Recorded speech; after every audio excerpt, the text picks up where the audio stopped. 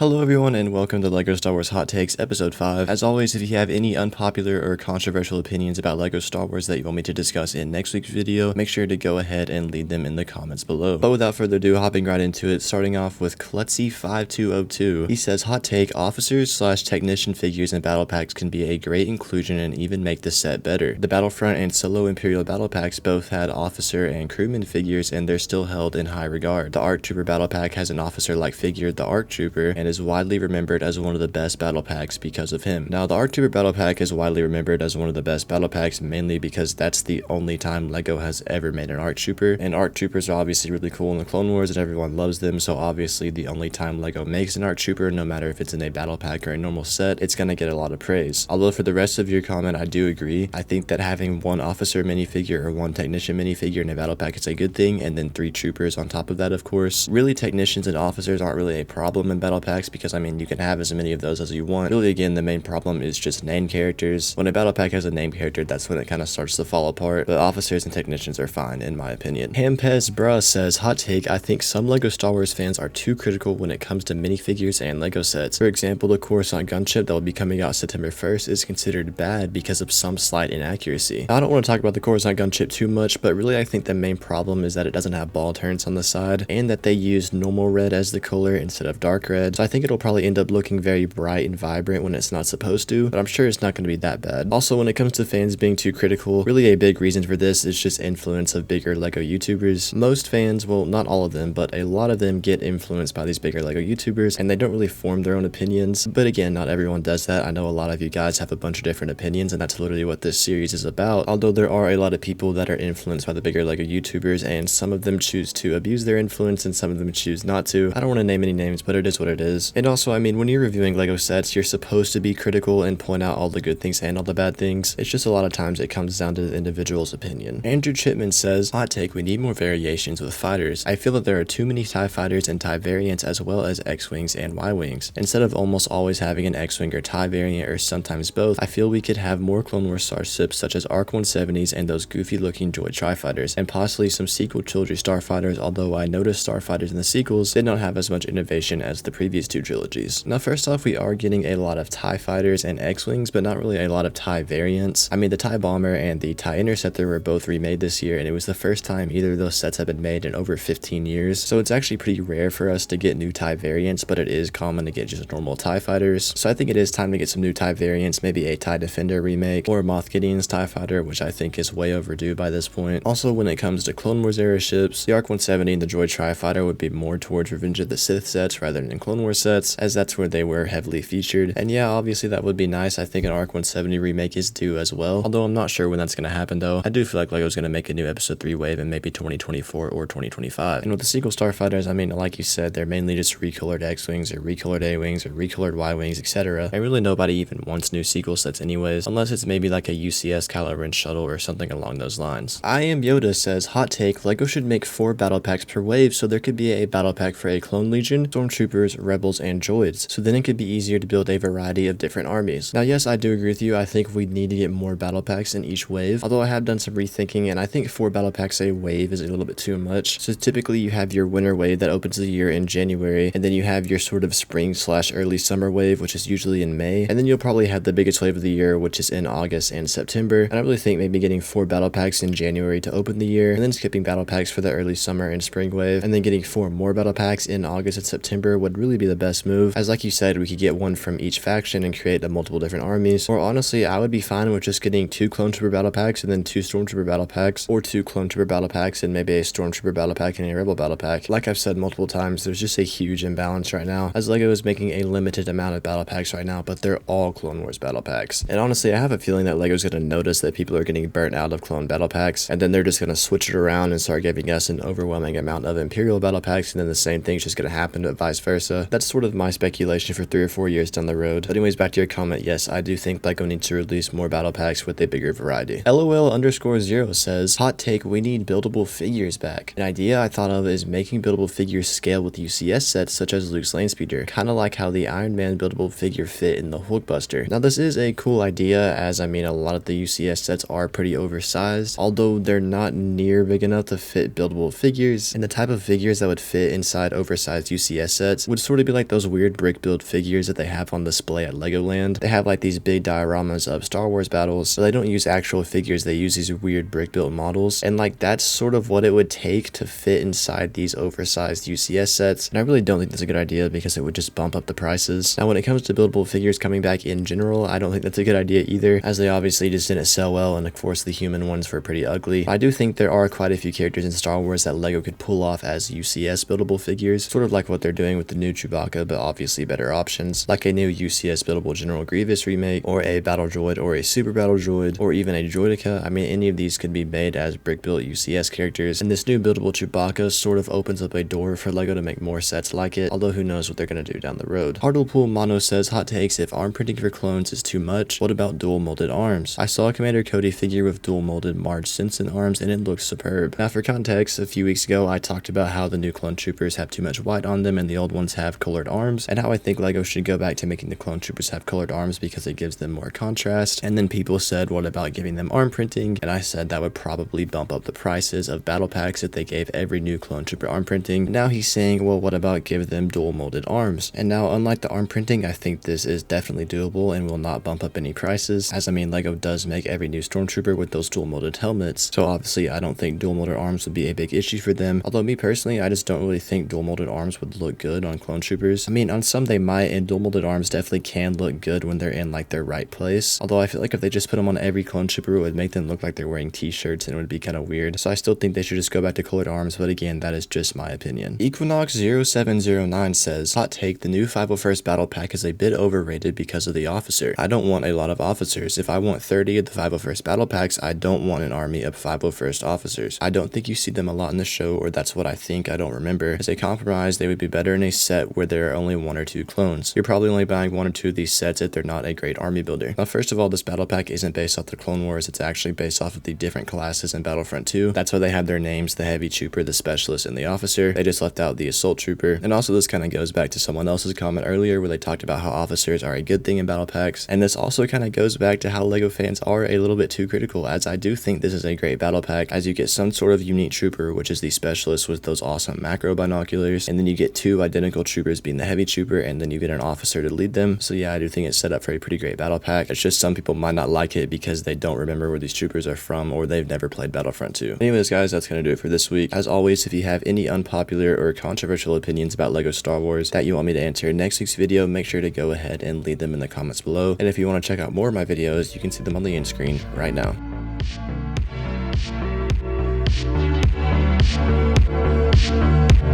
We'll be right back.